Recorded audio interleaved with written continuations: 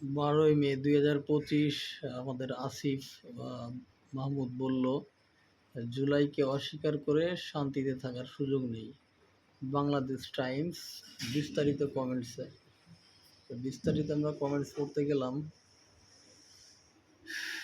MD Mosharraf সে বলছে যে আমি একজন প্রবাসী, আমি জুলাইকে অস্বীকার করলাম।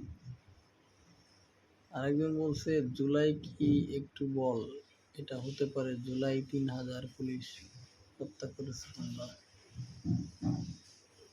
মানুষ আসলে যে কি হয়ে গেছে, 3000 পুলিশ নাকি জুলাইতে হত্যা হয়েছে? জঙ্গি সন্ত্রাসী টোকাই যেই দেশে আছে, মানুষ কিভাবে শান্তিতে থাকতে পারে? চাকরির জন্য আন্দোলন, তারপর গণহত্যা চালিয়ে রাষ্ট্রক্ষমতা দখল। আমরা 18 কোটি জনগণ ভুলিনি। দেশ বিক্রি করতে যাচ্ছে ডক্টর ইউনূস, আরাকানকে কোনো করিডোরে দিতে হবে। নব্য স্বৈরাচার, 5 গোলাম। এই হচ্ছে মানুষের মন্তব্য, এই হচ্ছে মানুষের অবস্থা। তো ঠিক আছে, ভালো থাকবেন, চ্যানেলটি সাবস্ক্রাইব করবেন।